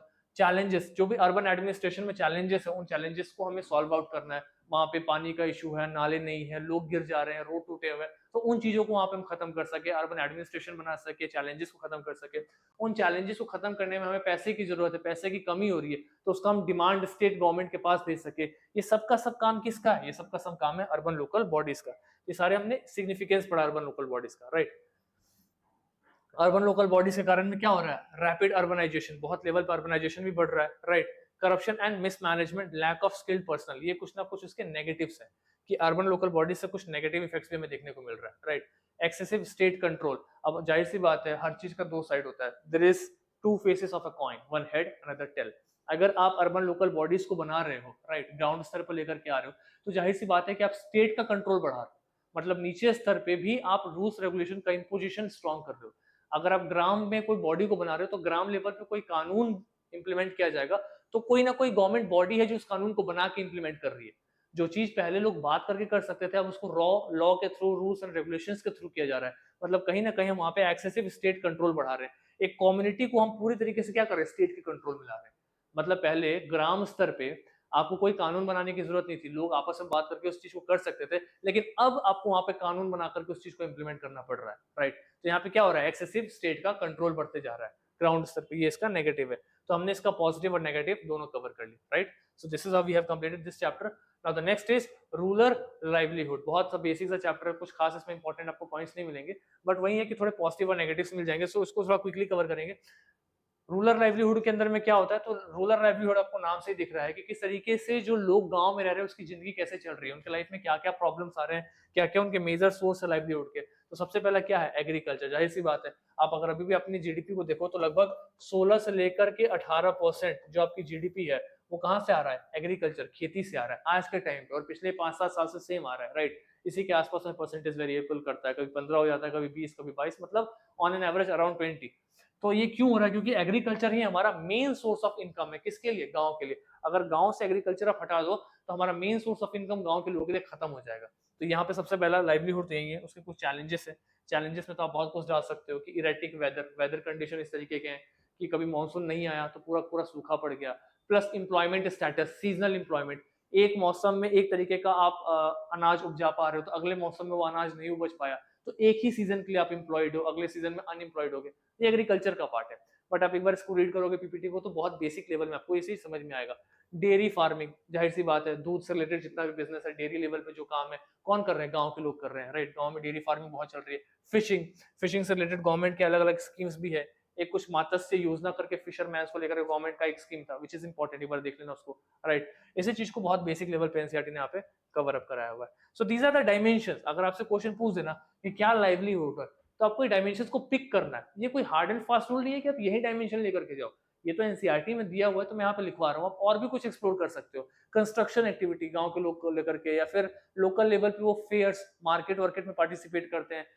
कस्टम्स और ट्रेडिशंस, इससे रिलेटेड उनके बिजनेसेस होते हैं, पूजा पाठ वाले सामान गांव में बेच रहे हैं। तो इस टाइप के बहुत सारे लाइवलीहुड है जो गांव के लोग कर रहे हैं। You just need to think about it and write down as soon as you recall it, right? This is how you have to approach the means। और यहाँ पे आपको एक बेसिक अंडरस्टैंडिंग मिलेगा। हैंडीक्राफ्ट, जो मैंने अभी बताया, आर्टिशियन वर्क, गांव लेवल पे कुछ ऐसी चीजें हैं जो लोग बहुत खरीद रहे हैं, कुछ आर्टिस्टिक चीजें हैं, हैंडीक्राफ्ट है, तो उनकी भी चीजें बिकना स्टार्ट हो जाती है ग्राउंड लेवल पे। That is what they have tried to said it here. Non farm activities, non farm activities में जैसे मैंने कहा कि छोटे मोटे स्मॉल रिटेल बिजनेसेस, कि छोटे लेवल पर उन्होंने कोई एक बिजनेस स्टार्ट कर दिया, कोई एक दुकान स्टार्ट कर दिया, उसमें बेसिक लेवल पे वो क्या धान चावल आटा गेहूं बेचना शुरू कर दिए, तो गांव लेवल पे लोग ये कर रहे होते हैं, राइट। तो ये नॉन फार्मिंग एक्टिविटीज के अंदर में आ जाएगा। सिल्क का प्रोडक्शन हो, या वूल मैन्युफैक्चरिंग हो, या फिर लकड़ियां हो, लकड़ियां जो गांव में बहुत सारे, उनको पेड़ को काट करके लकड़ियों से वो क्या बोलते हैं, पलंग का पलंग बनाना, सोफा बनाना, मतलब वुड बिजनेस में वो इन्वेस्ट करने लगते हैं गांव के लोग। आप देखोगे इस तरीके के भी उनके पास में बहुत सारे एक्टिविटीज वो परफॉर्म करते हैं। So that is why they are very very important. Challenges क्या है? तो भाई सबसे पहले तो है कि पॉवर्टी है, गरीबी बहुत ज्यादा है, इनइक्वालिटी है बहुत ज्यादा, नेचुरल कैलेमिटीज, पूरा का पूरा वो इन्वायरमेंट पे डिपेंड कर रहे हैं। बारिश नहीं हुआ तो फिर पूरे के पूरे साल सूखा पड़ गया, खाना भी नहीं है उनके पास में। ये बेसिक से चैलेंजेस है। Limited access to financial resources, बहुत ज्यादा पैसा नहीं है, शहर आना पड़ रहा है पैसा कमाने के लिए, बहुत कम रुपए में शहर में लेबर्स की तरह काम कर रहे हैं। क्यों? क्योंकि गांव में उतना पैसा भी नहीं मिल पा रहा उनके पास में अनाज से हट करके, जिससे वो अपनी जिंदगी चला सके। तो एक बहुत बड़ा इशू ये है। लो लिटरेसी रेट, पढ़े लिखे नहीं है, अनपढ़ है। अनपढ़ होने के कारण में सबसे बड़ा प्रॉब्लम क्या आ रहा है उनको कि कहीं भी स्किल जॉब नहीं मिल पा रहा, उनको अनस्किल्ड जॉब कर रहे हैं, लाइक कंस्ट्रक्शन में काम कर रहे हैं, ऐसे छोटे मोटे काम कर रहे हैं। तो ऐसे इश्यूज भी उनको आते हुए नजर आ रही है। इसके बाद से क्या है, माइग्रेशन। इसके बाद से क्या है, माइग्रेशन है। मतलब गांव के लोग एक जगह से दूसरी जगह क्या कर रहे हैं, माइग्रेट कर रहे हैं। क्यों माइग्रेट कर रहे हैं, क्योंकि जॉब नहीं है, जाहिर सी बात है। तो ये बहुत बड़े बड़े चैलेंजेस है। And you know what, in challenges के ऊपर ना बहुत फ्रीक्वेंट क्वेश्चन पूछा जाता है। आप सोसाइटी का पेपर उठाना, जीएस पेपर 1 में, urban planning, rural planning, challenges face by the urban people, challenges face by the rural people, इस पे बहुत फ्रीक्वेंट आंसर्स होते हैं और यही डायमेंशंस पिक करने होते हैं। बस थोड़ा सा एडवांस अप्रोच होता है कि इन डायमेंशंस के अंदर आप गवर्नमेंट की स्कीम्स को कोट करते हो, बाकी डायमेंशन सेम लेकर के चलते हो, अनएम्प्लॉयमेंट का, माइग्रेशन का, या कंस्ट्रक्शन एक्टिविटीज का, या फिर फाइनेंशियल कॉन्स्टेंट। यही डायमेंशन है जो आप मेंस में लिख रहे हो, जो क्लास 6 की बुक से मैं निकाल रहा हूँ। और मैंने इसको इसलिए इस तरीके से तैयार किया ताकि अगर आपको रीड करना हो ना, तो आपको ये पूरा इतना लिटरेचर ना पढ़ना पड़े। इस लिटरेचर को मैंने फिक्स डायमेंशंस में निकाल दिया कि हाँ भाई, इस टॉपिक से ये इंपॉर्टेंट पॉइंट्स है और इस डायमेंशंस के अंदर ये पॉइंट्स जाएंगे, आप इसमें कवर करोगे तो आपका टॉपिक खत्म हो जाएगा। एक आप नेगेटिव देखो तो मार्केट फ्लक्चुएट कर रहा है, कभी उनके धान का, गेहूं का प्राइस बढ़ गया, कभी एकदम से घट गया, ये भी इश्यूज आ रही है, right. Importance of diversifying rural livelihood. क्यों उनको डाइवर्सिफाई करने की जरूरत है रूरल लाइवलीहुड को? सबसे पहला रीजन तो ये है कि सीजनल एम्प्लॉयमेंट, एक मौसम में एक ही उनको रोजगार मिल रहा है। अगर वो अपने आप को डाइवर्सिफाई करेंगे तो अलग अलग रोजगार कर पाएंगे अलग अलग मौसम में। फॉर एग्जाम्पल, ठंड के मौसम में वो आइसक्रीम बेच सकते हैं अगर उनके पास में एग्रीकल्चरल प्रोडक्शन नहीं हो पा रहा, राइट। गर्मी में तो मानसून के कारण वो कर पा रहे हैं। So all it depends on कि किस तरीके से आप वहाँ पे ग्रोथ देख रहे हो। आप उनको हैंडीक्राफ्ट में एंगेज कर सकते हो, स्किल कर सकते हो, तो ये सब कुछ अपॉर्चुनिटीज हैं। ये मैंने पॉइंट एडिशनली डाला हुआ है क्योंकि मुझे लगता है कि चैलेंजेस के बाद ना आपको एक वे फॉरवर्ड देना ही चाहिए। यूपीएससी का स्टैंडर्ड प्रोसीजर है, अगर आपको किसी चीज को 360 एनालिसिस करना है तो उसका फीचर बताओ, उसकी प्रॉपर्टीज बताओ, उसके चैलेंजेस बताओ, और चैलेंजेस के बाद आंसर्स को छोड़ो मत। चैलेंजेस के बाद ना आप वे फॉरवर्ड बताओ कि वो चैलेंजेस कैसे सॉल्व होंगे, तब जाके आपका आंसर एक पूरा पूरा यूपीएससी पैटर्न पे कंप्लीट होगा। और उसी पैटर्न पे मैंने इनको तैयार किया हुआ है। तो उसमें क्या है, गवर्नमेंट इनिशिएटिव्स क्या है जो इन प्रॉब्लम्स को सॉल्व करने में मदद करेगा। तो गवर्नमेंट इनिशिएटिव्स में, just a second guys, yes, national rural livelihood mission, एक ये मिशन है जो कि 2011 में गवर्नमेंट ने इसको स्टार्ट किया था। इसका बेसिकली काम क्या था कि जो भी रूरल लोग हैं उनको सेल्फ हेल्प ग्रुप्स बनाने में मदद करें ताकि उनकी पॉवर्टी खत्म हो और वो अपने आप को डाइवर्सिफाई करें अलग अलग अपॉर्चुनिटीज में। अगर वो सेल्फ हेल्प ग्रुप्स बनाएंगे ना, तो सेल्फ हेल्प ग्रुप्स का काम क्या होता है कि उसमें 10 लोग जुड़े हुए हैं और वो एक दूसरे की मदद कर रहे हैं। वो किसी गवर्नमेंट पे या किसी बड़े इंसान पे डिपेंडेंट नहीं है। सबने कुछ पैसा डाला, किसी को जरूरत पड़ा वो सारा पैसा उन्होंने उसको दे दिया, फिर सब पैसा डाल रहे हैं, अगले महीने किसी और को जरूरत पड़ा वो पैसा उन्होंने उसको दे दिया। तो मतलब ये एक ऐसी इकोनॉमी चल रही है जहां पे लोग एक दूसरे के साथ खड़े हैं और एक दूसरे को मदद कर रहे हैं। तो इससे क्या होगा ना कि जो आप कह रहे हो ना सीजनल एम्प्लॉयमेंट, कि एक मौसम में तो उनका धान या गेहूं उपज गया, अब अगले मौसम में क्या करें, तो उस मौसम में फाइनेंशियल कॉन्स्टेंट्स थोड़े से कम हो सकते हैं इस तरीके से अगर वो अपने आप को डाइवर्सिफाई करें। तो यही नेशनल रूरल लाइवलीहुड मिशन के थ्रू है। एक है Mahatma Gandhi national rural employment guarantee act, MG NREGA, जो मैंने कहा था 100 डेज एम्प्लॉयमेंट है। और मैं फिर से रिपीट कर रहा हूँ, इसका मेन काम क्या है, तो किसी भी गांव स्तर पे जाकर के जो वहां पे लोग हैं जो अनस्किल्ड है, जो बेचारे कोई स्किल नहीं जानते, उनको आप लेबर ग्रेड का काम दो, 100 दिन का रोजगार दो और उनके काम से ना कोई इंफ्रास्ट्रक्चर डेवलप करो। ये मैंडेटरी है। ऐसा नहीं हो कि मनरेगा के लोग काम कर रहे हो और काम कुछ भी नहीं हो रहा। It is very very important कि अगर एमजी नरेगा से वहां पे कोई काम हो रहा है तो वो एक्चुअली में इंफ्रास्ट्रक्चर डेवलपमेंट का काम होना चाहिए, राइट। वहां से या तो रोड बन जाए, स्कूल बन जाए, कम्युनिटी टॉयलेट्स बन जाए, कुछ भी ऐसा बने जिससे इंफ्रास्ट्रक्चर डेवलप हो रहा है। हवा हवाई में बात नहीं होना चाहिए कि हमने कल्याण के लिए 100 दिन का रोजगार दे दिया और पता चला कि 100 दिन के रोजगार से गवर्नमेंट को इन रिटर्न कुछ नहीं मिला। कम से कम एक स्कूल तो बना, टॉयलेट्स तो बने, रोड्स तो बने, तो ये कुछ ना कुछ तो गवर्नमेंट को इन रिटर्न आना चाहिए उस वेलफेयर से। वो वेलफेयर क्या है, 100 दिन का रोजगार देने से। इसलिए इट इज मैंडेटरी। क्वेश्चन में प्रीलिम्स से पूछा हुआ था यूपीएससी में, एक ऑप्शन था इसमें। So it is very very mandatory कि it should help in building some infrastructure, कोई ना कोई इंफ्रास्ट्रक्चर बिल्डअप काम में मदद करना चाहिए। एमजी नरेगा से हुआ काम, राइट। स्किल डेवलपमेंट प्रोग्राम्स अलग अलग लेवल पे गवर्नमेंट इनिशिएटिव्स लेकर के आते हैं जिसके बाद में लोग वहां पे थोड़ा सा स्किल अप हो सके। जैसे skill India, skill up India, ऐसे बहुत सारे इनिशिएटिव्स आए थे और इसके साथ में हमारा रूरल डेवलपमेंट खत्म हो जाता है। इसी से मिलता जुलता एक लास्ट चैप्टर है, दैट इज अर्बन लाइवलीहुड। जैसे हमने देखा कि रूरल लाइवलीहुड में लोगों के सामने क्या प्रॉब्लम्स थी, क्या चैलेंजेस था, क्या वे फॉरवर्ड था, एग्जैक्टली सेम पैटर्न पे इस टॉपिक को खत्म करेंगे और यहाँ पे हमारा पॉलिटी खत्म हो जाएगा। Just give me 5 minutes. तो अर्बन लाइवलीहुड क्या होता है भाई? तो अर्बन लाइवलीहुड में क्या लिखा हुआ, it encompasses the various ways in which individuals and families in urban areas are earning their living. मतलब कौन कौन से तरीके हैं जिससे शहर में रहने वाले लोग अपनी जिंदगी चला पा रहे हैं, उनके पास में पैसा आ पा रहा है। इसी को हम बोलते हैं अर्बन लाइवलीहुड। इसमें कुछ ना कुछ अपॉर्चुनिटीज भी है और कुछ ना कुछ उनके साथ में क्या है, चैलेंजेस भी है। तो there are certain challenges and there are certain opportunities. क्या है वो चैलेंजेस एंड अपॉर्चुनिटीज? तो अगर आप पहले देख लो मेजर सोर्स ऑफ एम्प्लॉयमेंट क्या है, तो फॉर्मल एम्प्लॉयमेंट। बहुत सारी बड़ी बड़ी कंपनियों में जॉब कर रहे हैं, उनकी सैलरी फिक्स है, हर महीने सैलरी आ रही है, व्हाइट कॉलर जॉब कर रहे हैं, तो फॉर्मल सेक्टर के अंदर में गवर्नमेंट को हर साल टैक्स पे कर रहे हैं, इनकम टैक्स पे कर रहे हैं, they are under the formal employment.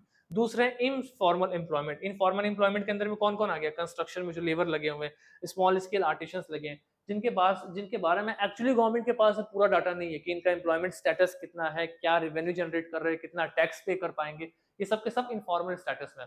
और गवर्नमेंट बहुत काम कर रही है कि इनफॉर्मल सेक्टर वाले लोगों को ना फॉर्मल में लेकर के, क्योंकि फॉर्मल सेक्टर में जो लोग काम कर रहे हैं ना, उनको बहुत सारे प्रिविलेजेस मिले हैं। मतलब उनको कैजुअल लीव देना, या फिर वर्क प्लेस में उनको हैरेस किया जा रहा है, कोई उनको हैरेसमेंट कर रहा है तो उससे कैसे बचाएं। लेकिन जो इनफॉर्मल सेक्टर्स में ना, उनका एक्सप्लॉइटेशन बहुत हो रहा है, राइट? तो उनको ये रूल्स नहीं मिल पा रहे, तो इसलिए गवर्नमेंट चाह रही है कि हम किसी भी तरीके से इनफॉर्मल सेक्टर में काम करने वाले लोगों को फॉर्मल इकोनॉमी में जोड़े, ताकि उनको भी वो प्रिविलेजेस या फिर वो प्लस पॉइंट्स या फिर वो राइट्स मिल सके, right? That is what is the employment status. अगर हम इसके चैलेंजेस की बात और क्या देखें, तो एक तो है सेल्फ एम्प्लॉयमेंट। बहुत सारे लोग हैं जो सेल्फ एम्प्लॉयमेंट कर रहे हैं, अपना स्टार्टअप खोल दिया, जैसे पावर आईएस, मेरा अपना स्टार्टअप है, so I am like a self employed in the power IS. वो अलग बात है कि मैं इतनी मदद कर रहा हूँ, but I am not generating revenue out of it. तो अभी I am not self employed, I am also working in some coaching, I am taking classes there, but apart from that I am working here. So this is like self employment, अगर मैं यहाँ से revenue generate कर रहा हूँ तो।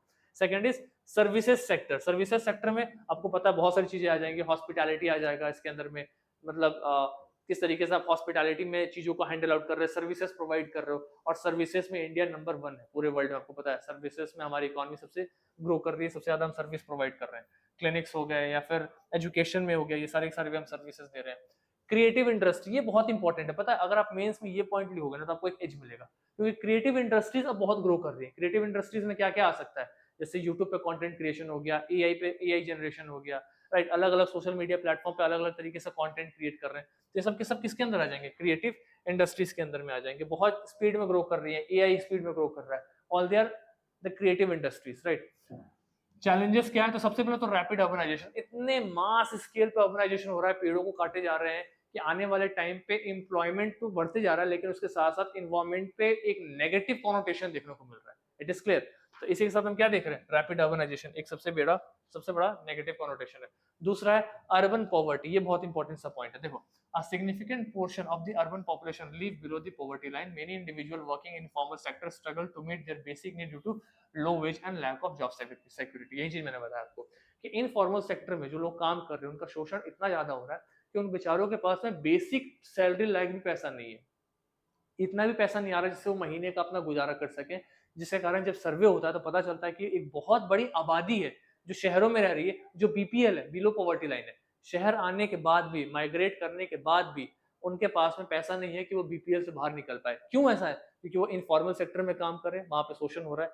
क्यों informal sector में काम कर रहे हैं तो शोषण हो रहा है? क्योंकि वो अनएजुकेटेड है, राइट? एजुकेशन पे काम नहीं किया, इसके कारण वो स्किल्ड नहीं है, अनस्किल्ड है। तो गवर्नमेंट ने स्किलिंग वाला काम स्टार्ट किया ताकि इनको थोड़ा तो स्किल करो कि अपना कुछ टैलेंट लेकर के जाए, कुछ ऐसी काबिलियत लेकर के जाए जिससे इनका शोषण कम हो, right? That is the reason what they have tried to set it here.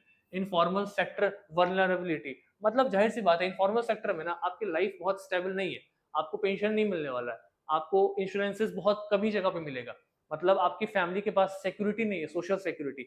सो एक बहुत बड़ा मेजर सा रीजन दिखता है। एक है एक्चुअली सेम चीज को यहाँ पे रिपीट कर दिया हुआ है, इनफॉर्मल सेक्टर वल्नरेबिलिटी, और सेम चीज यहाँ पे इन्होंने कवर करने की कोशिश की है।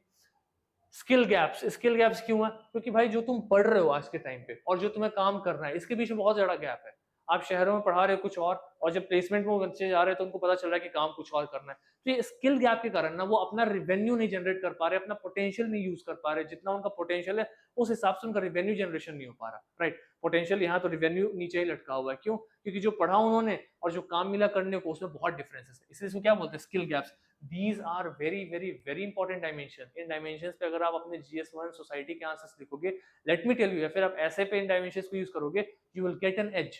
That is why they are very very important। कौन सा मिशन है वेरी वेरी इंपॉर्टेंट? एक है national urban livelihood mission, improving urban livelihood.